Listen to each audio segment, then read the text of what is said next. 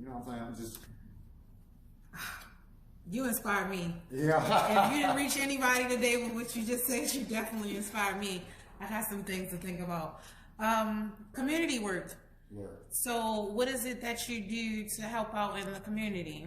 Oh man, that's like, you know, obviously I feel like being a teacher is motherfucking community work. Like, you know, I'm working with other people's children every day, dealing with the bullshit that they do, and they cussing me out sometimes and acting crazy. Sometimes I might have to give your kid a hug when they crying, or let them know that this is going to be all right, because you ain't around, you working, you doing whatever you doing, but it's my job to make sure that your child is in a good situation. So I definitely look at being a teacher as like community work. But maybe a summer or two ago, I had a chance to do a fellowship down at the mayor's office, and this new created office that year was called the Mayor's Office of Children and Family Success. So during that, I got a chance to like work with some youth initiatives, like do some summer programs. Like basically, it was like one of the biggest complaints about people in Baltimore is about the inactivity or overactivity of the youth, however you choose to categorize it. But basically what was happening is that a lot of the time kids would like go down to the inner harbor and they would fight and just like destroy property and do all of this kind of stuff. So we would try to basically create initiatives and programs to get a kid something to do, because children have energy. They need to be able to expound that energy, and they gotta be able to do it in healthy ways. And it's up to us as adults. We can't just expect them to just send them out and just go do something. Like, no, it's up to us as adults to create these things for them. And now that I'm fully grown, I understand, like, yo, we can't just lead the kids to their own devices. If we do, then we can't be mad when they come out fucked up. Like, we gotta be willing to spend time with them and give them what they need, or at least try.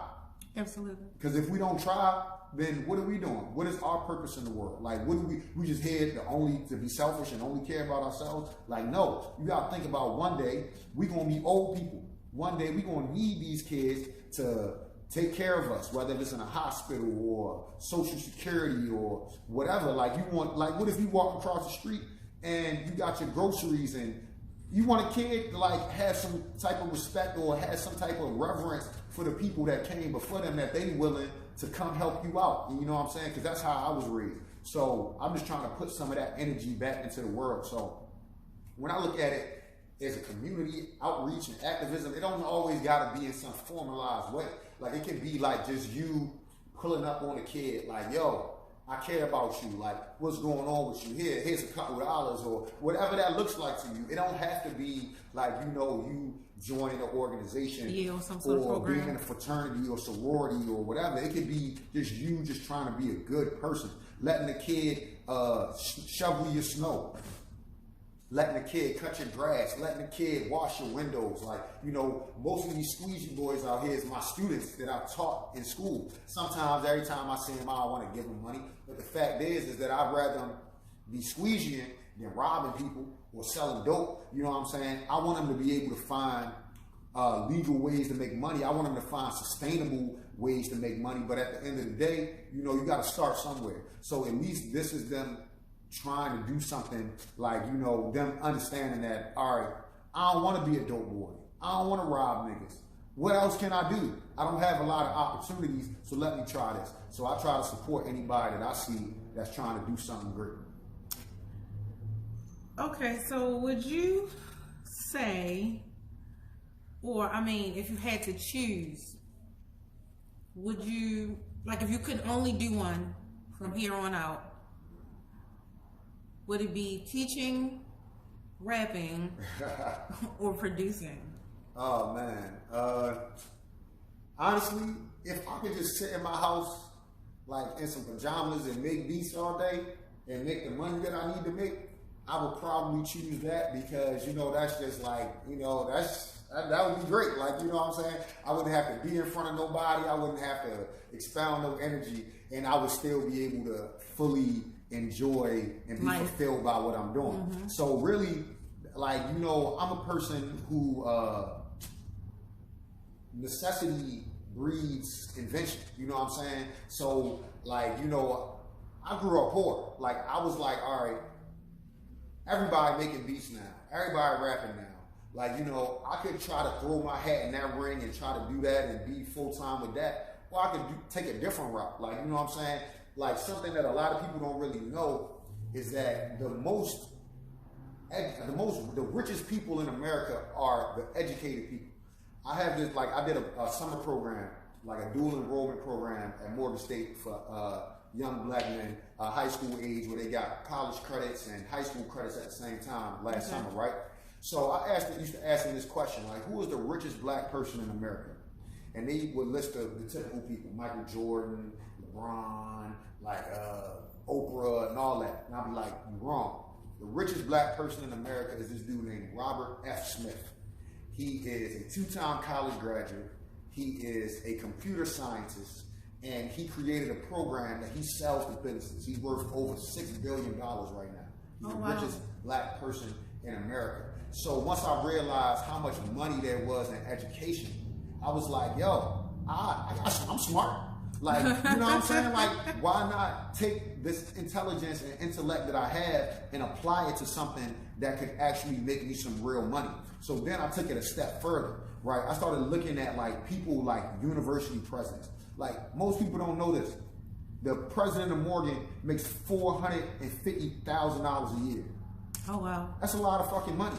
The superintendent of Baltimore City Public Schools makes $375,000 a year. These people don't play basketball. They don't have no jump shot. They don't play football. These is regular folks who use their intellect to make a whole lot of money. And I'm like, why can't I do that? So it's like, all right, you can roll the dice and say, I ain't 7 feet tall, so NBA probably out of the question for me. You know, I probably could have played football. I used to do that. And we was talking about that, like, you know, but the injuries and the CTE, it's like, yo, why do all that when I could just be smart? Like, you know, you gotta work hard, but it's like, I'm willing to work hard. And so the thing that I realized is that a lot of motherfuckers, a lot of people, they just don't want to work.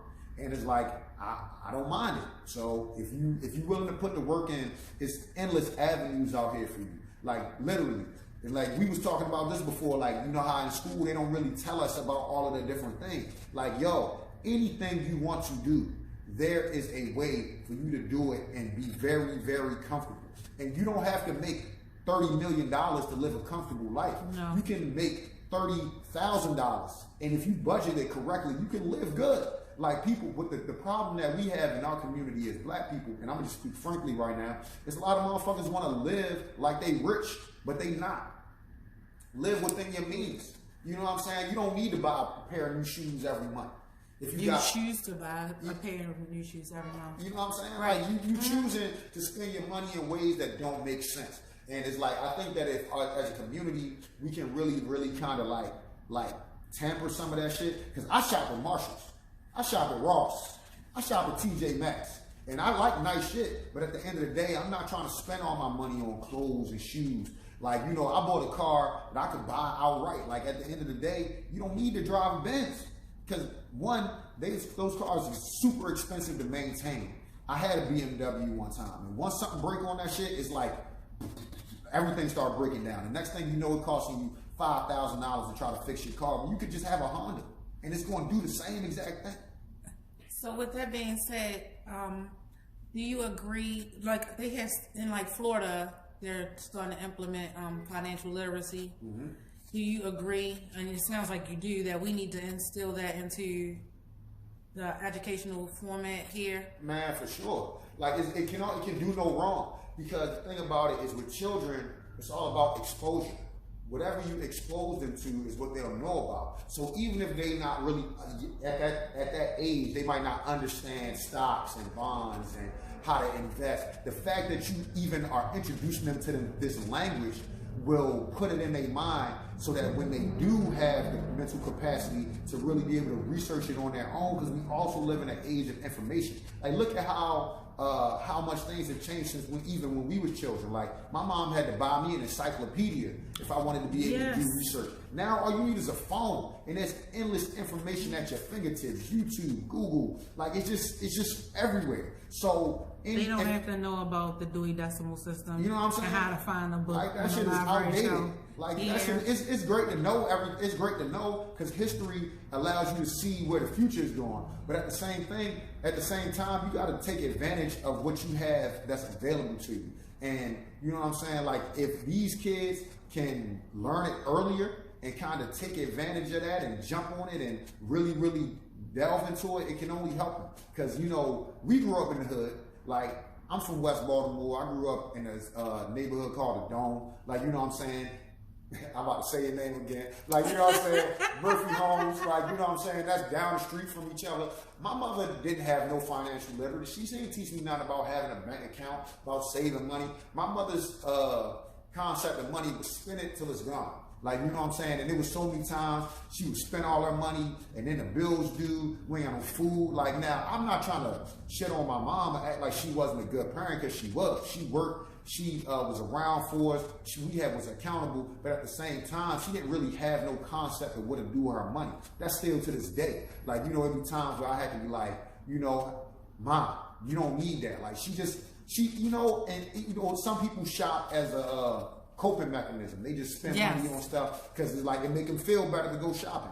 But you know, shopping therapy. Or something. You know, I had to go broke a couple times before I really learned how to work with money. And one of those things is like, you know, plan for a rainy day, yo. Like, you know, okay, they say, well, what if tomorrow don't come? But what if it do? You would rather plan for tomorrow if it comes and have something for it than if it don't. Like, you know what I'm saying? So always plan for tomorrow, always think long term, because that way you'll be protected.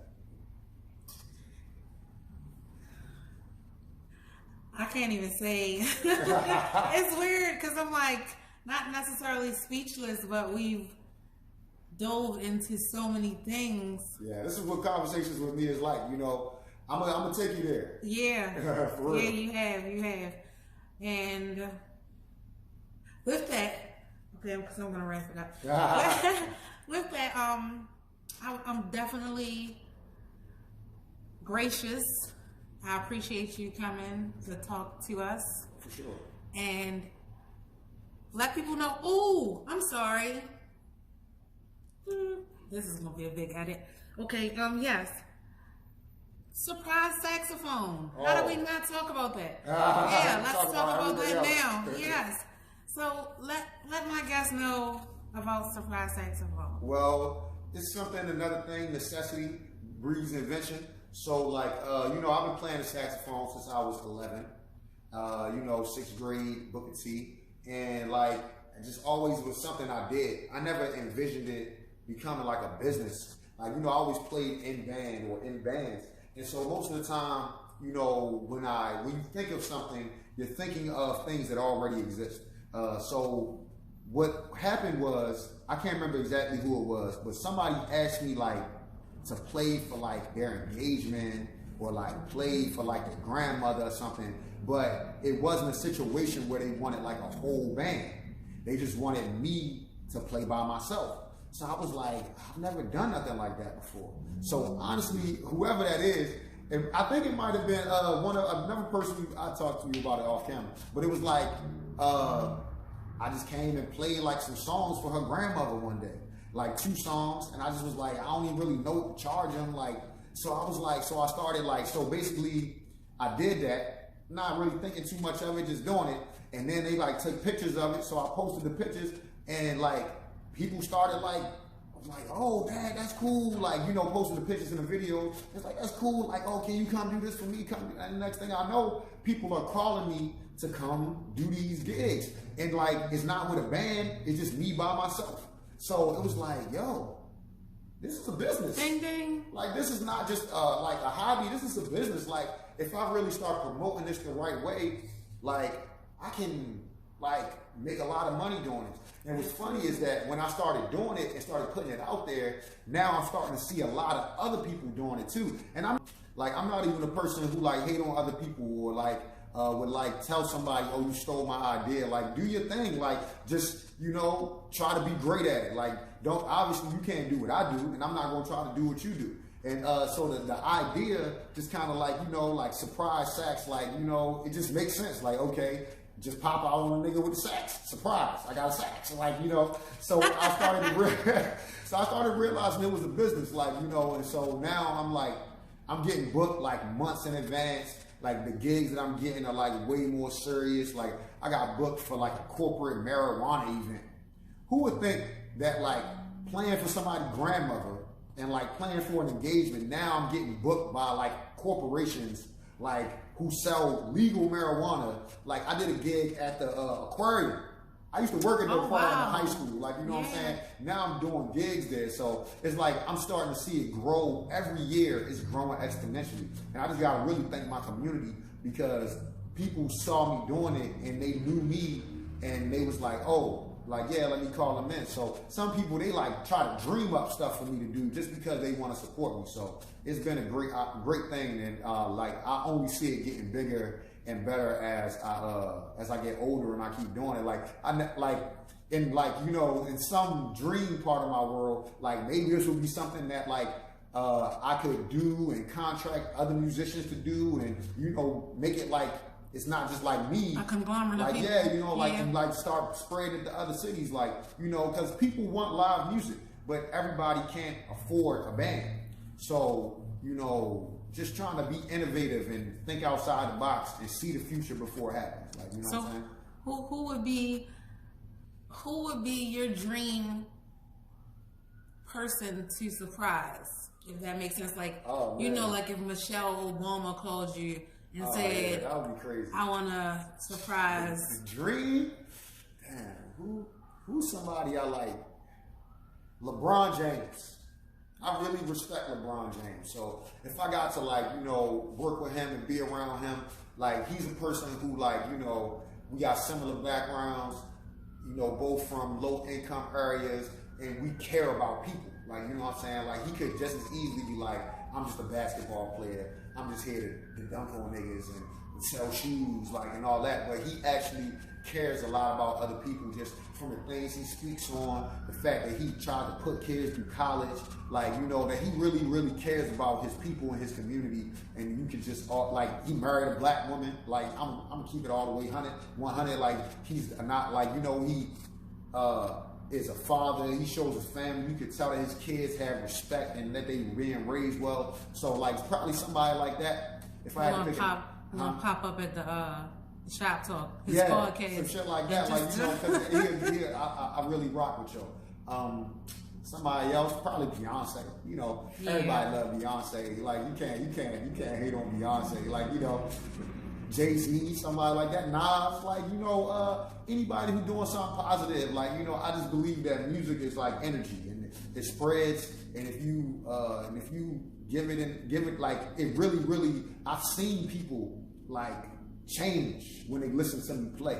And so I understand that what I do is more powerful than just like standing up here playing the saxophone. You can literally change someone's day. You can change their mood. You can change their heart. You can inspire them to do something just by what you play through your horn, or what you get up and rap into this microphone, or what you get behind the keyboard and play and put in a beat. Like, music is powerful. So for me, I didn't realize it, but it was like the perfect career choice because I get to do all of the things I love. I get to educate. I get to be inspirational. I get to, you know, like be creative, and I get to, like, you know, make money. Like, you know, so it's like it's all about it's full circle for me. This is an amazing interview. Yeah, I appreciate you. It's actually my first real interview. Like, this is the first time I ever been interviewed. And this is the first time, so. Well, I'm about to give you a chance to drop your handles. Yeah. So let people know how they can get in contact with you. Vito Cash Music, that's VITOCASHNUSIC, or Surprise Sax, SURPRISESAX, or, you know, my personal Instagram is VCashForever, VCASHFOREVER. I know I just gave y'all a little spelling bee, but you know, I don't really have no other social media. Like, I'm an old nigga. I don't got TikTok, and I'm not really on Twitter like that. But if you want to follow my Twitter, I have one. It's called Homie My Name Vito. I ain't spelling that. You know, y'all spell it. Well, thank you again. Sure, thank you. This has been BMK where we motivate, inspire, and keep you aware. Don't forget to like, subscribe, and comment down below. Peace.